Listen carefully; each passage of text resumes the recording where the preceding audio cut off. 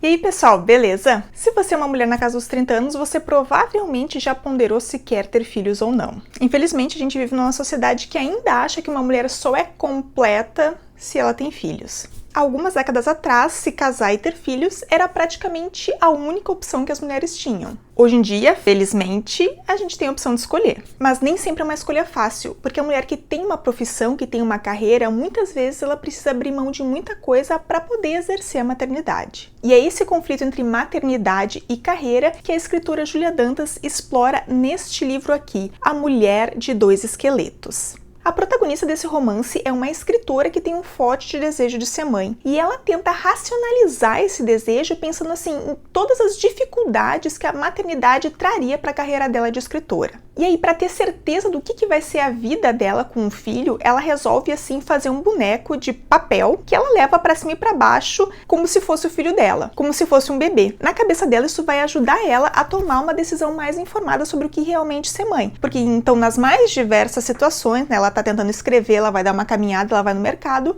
ela tá, né, com aquela boneca ali a tiracolo que vai fazer ela lembrar de como que será que seria aquela situação se ela tivesse um filho. O curioso é que o livro começa com uma história completamente diferente de um grupo de mulheres que tá tentando atravessar a fronteira dos Estados Unidos por terra. Depois a gente descobre que esse, na verdade, é um conto que a escritora tá escrevendo durante a pandemia de Covid-19. E aqui entra outro aspecto interessante desse romance. É o primeiro livro de ficção que eu leio que trata da pandemia. E aí ela vai nos contar sobre esse período, assim, de lockdown que ela teve, em que o namorado foi morar com ela. E, na verdade, ele simplesmente meio que apareceu na casa dela e ela não soube como dizer não. Só que, assim, ela mora num apartamento super pequeno e meio que não tem espaço para os dois. Então, eles meio que combinaram de revezar. Enquanto um tá na escrivaninha trabalhando no computador, o outro tem que trabalhar da cama ou do sofá. Só que isso, quando é a vez do cara de ficar no sofá, ele só reclama. Aí chega uma hora, assim, ó, que ela não aguenta mais as reclamações dele e fala, não, tá, tu pode ficar com a escrivaninha. E, assim, o cara é muito mal e essa situação só vai piorando. Ela não aguenta mais aquele cara dentro do apartamento dela. Inclusive, eu anotei nas margens do livro,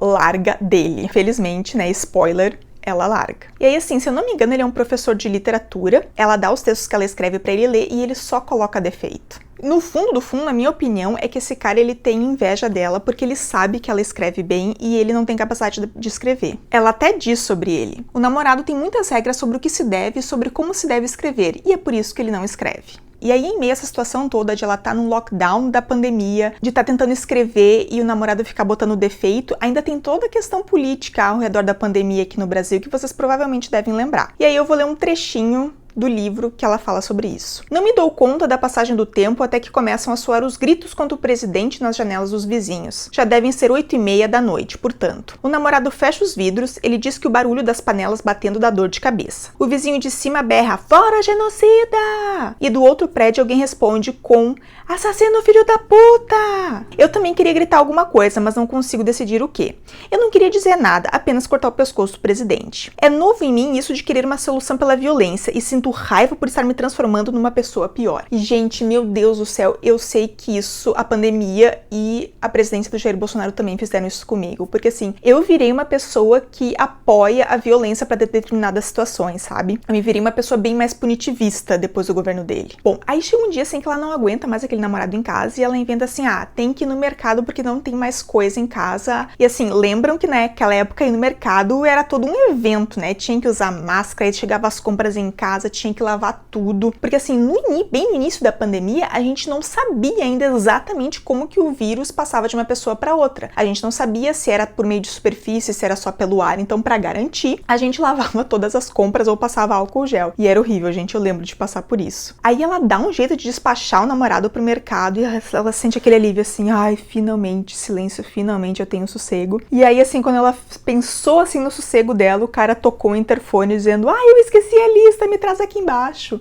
E daí, tipo assim, puta que pariu, o cara não sabe fazer nada direito, sabe? Não é capaz, assim, de levar uma lista no mercado e deixá-la em paz. Mas enfim, passa, né? Se nós estamos aqui é porque sobrevivemos, inclusive a nossa protagonista. Muitas pessoas dizem que não ter filhos é algo egoísta, porque tu só tá pensando em ti. E aqui ela vai trazer um outro ponto de vista que eu achei muito interessante. Olha só o que a narradora nos diz. Ter um filho é sempre um ato de egoísmo. Uma ou duas pessoas decidem e não há como perguntar ao potencial filho se ele quer existir. Isso aqui eu concordo demais. Uma ou duas pessoas resolvem fabricar um ser humano para satisfazer sua própria vontade. Criar um cidadão ou o que seja, ter a experiência de um amor ainda inédito, prolongar a estadia na Terra após a morte por meio desse subproduto genético. E esses uma ou duas pessoas, se bem informadas, aceitam pagar o preço. Aceitam todas as renúncias e abraçam esse paradoxo da impossibilidade do egoísmo. Porque ter um filho é um ato egoísta que prevê o desmoronamento do ego, o bebê, a majestade. A vida é muito curta para se ter um filho. Será que também é muito curta para não se ter? E aí, nessa altura do livro, assim, ela vai elencar vários medos que ela tem. E um deles, ela pensa assim, meu Deus, quando eu tiver uma crise de enxaqueca e o bebê, sei lá, tiver uma dor de ouvido, uma dor de dente, eu vou ter que cuidar do bebê e ainda de mim. E isso, assim, nas vezes que eu cogitei tentar me imaginar como eu também pensei muito isso, porque eu também sou uma pessoa que sofre crise de enxaqueca. E assim, gente, já é insuportável eu cuidar de mim mesma. E imagina se eu tiver um outro mini ser humano para tomar conta. A sorte é que, diferente da protagonista, eu nunca tive, assim, essa vontade louca de ser mãe. A gente leu esse livro aqui no Leia Mulheres e algumas amigas minhas ali falaram que elas tiveram, assim, essa vontade e elas viraram mãe não por uma escolha racional, mas por causa dessa vontade. E essa vontade, assim, gente, eu nunca tive. Eu achava que eu queria ter, porque assim, mas na verdade era a sociedade me dizendo que eu devia ter. Eu mesma nunca quis ter. E aí ela falou uma outra coisa que eu também já pensei sobre filhos. Eu gostaria de ser pai.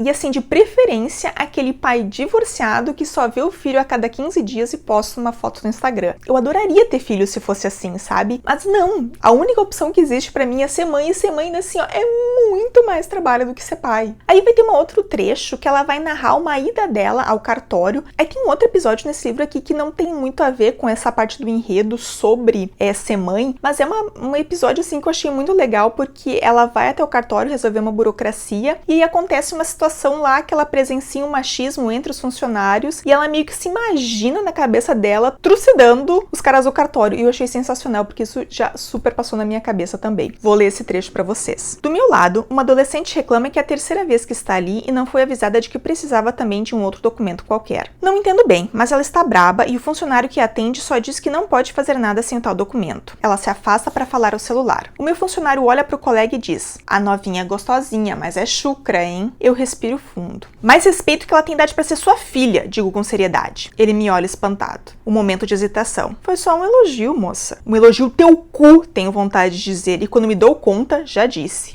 Então largo a caneta e me esforço para subir em cima do balcão. A adolescente guarda o celular e se aproxima. Enquanto o funcionário tenta dar uns passos para trás, agarramos o fio do teclado do computador e, como numa ação coordenada, saltamos sobre ele. Uma mulher de vermelho que até então eu não tinha visto avança sobre o colega do lado.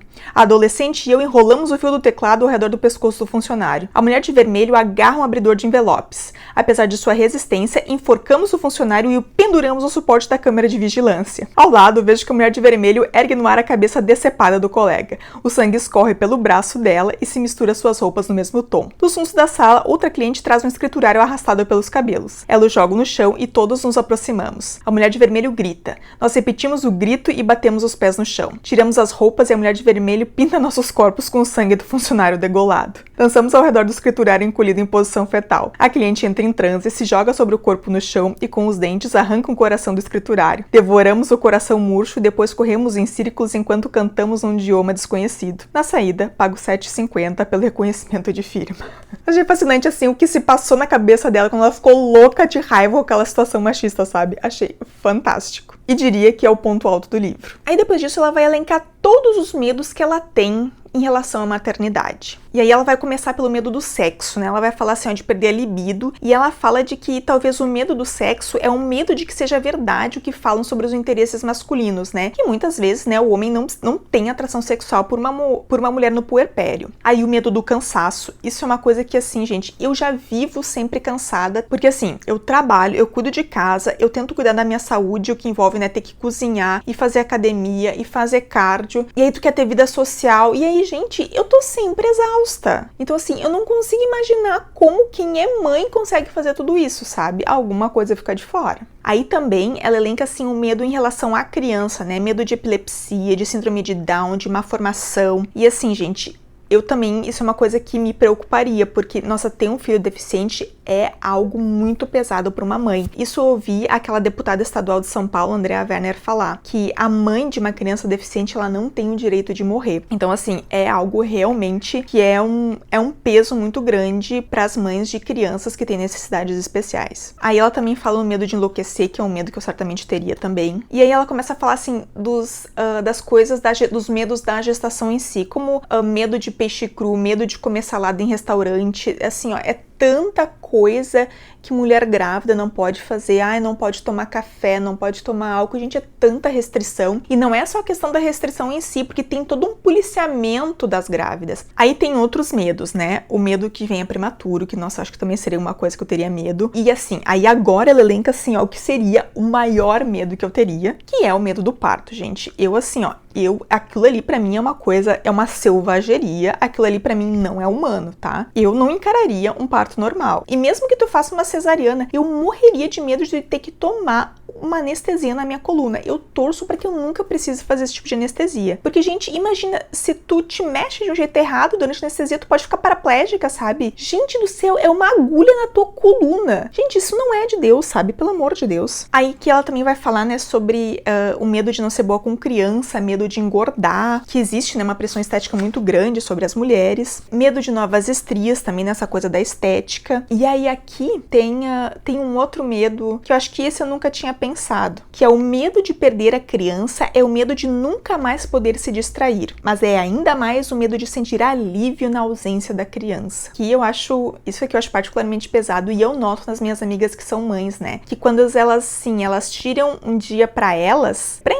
pra sair numa noite com outras amigas e tal, sem os filhos, elas se sentem muito culpadas, né, porque eu acho que tem essa culpa, assim, de se sentir bem na ausência do filho. E aí ela vai falar de mais um medo, o medo desejante de correr o risco, e eu gostei muito, assim, de ela ter colocado como medo desejante, porque por mais que ela tenha medo de tudo isso, esses sejam todos os contras de ter um filho, por outro lado, ela quer muito ter esse filho. Então, assim, é um medo, mas ao mesmo tempo é um desejo muito forte. E aí ela vai falar, assim, sobre aquele que talvez seja o maior medo dela, que é o medo de parar de escrever quando ela se tornar mãe. Então, talvez eu parasse de escrever, e esse é meu medo, o de que me tornar mãe não vai significar ser uma coisa a mais, mas ser muitas coisas a menos. Medo de que vou ser apenas mãe ou, com sorte, uma mãe que escreve, mas certamente uma mãe que escreve pouco, e com maior probabilidade uma mãe que escreve pouco e mal, e sem dúvida alguma uma mãe que escreve pior do que antes. E aí ela fala, né, que as ambições literárias dela vão minguando na mesma velocidade que os óvulos, porque ela, assim, ela já é uma mulher de mais de 30 anos, então, assim, né, ela, de certa forma, ela tem um tempo que ela tem que tomar essa decisão, né, e esse tempo não é mais muito longo devido à idade dela. E aí ela fala, assim, né, ainda sobre esse medo, né, de deixar de ser escritora ou de escrever pouco por ter um filho, e ela fala que, assim, eu já não tô conseguindo escrever muito sem ser mãe. Aí com o filho, pelo menos eu teria uma desculpa.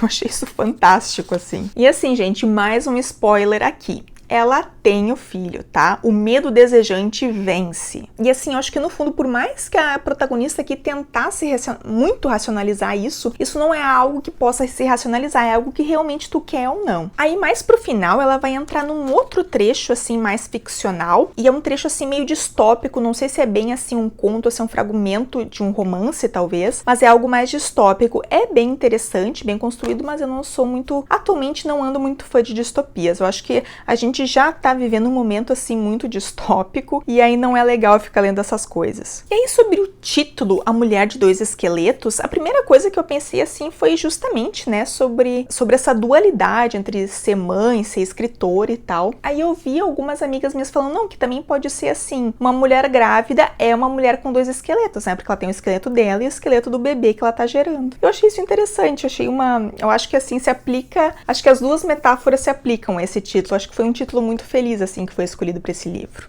E aí tem mais algumas outras citações aqui que eu achei interessantes que eu queria ler para vocês. Os amores impossíveis são os mais bonitos, não apenas por serem românticos, é claro que por isso também, mas, sobretudo por sua liberdade. Um amor impossível não prende ninguém, ele sequer começa, ou caso comece, dura pouco. Aí eu pensei aqui, né, em Romeu e Julieta, assim, né, que foi uma grande história de amor que durou menos de uma semana. Outra coisa que ela fala é que talvez ela seja alegre demais para ser escritora, né, ela fala, assim, né, de uma experiência de estar num bloquinho carnavalesco, cantando, bebendo, e que talvez, né, ela fosse uma pessoa alegre demais para a carreira de escritora. Dessa frase que eu gostei bastante. Na vida cabe mais coisa do que na literatura. Por mais que a literatura, né, possa conter todas as grandes emoções humanas, ela nunca vai ser essa complexidade realmente que é a vida. Aí mais uma aqui. Muito já foi escrito sobre os problemas de se ter um homem imprestável, mas pouco se fala dos desafios de se ter um homem decente. O principal deles é que, quando ele diz alguma coisa, a gente tem que dar ouvidos. Aí aqui ela tá se referindo ao atual parceiro dela, né, que é um cara muito bacana, e aí ela tem que dar ouvidos a ele, né? Não é como o outro chato lá que, né, tomava o lugar dela na escrivaninha e não era capaz nem de fazer uma compra no supermercado. Esse tema da maternidade, ele é um tema que era tabu há alguns anos atrás. Eu acho que ele começou a se tornar popular há uns 10, 15 anos, começaram a aparecer blogs sobre o assunto,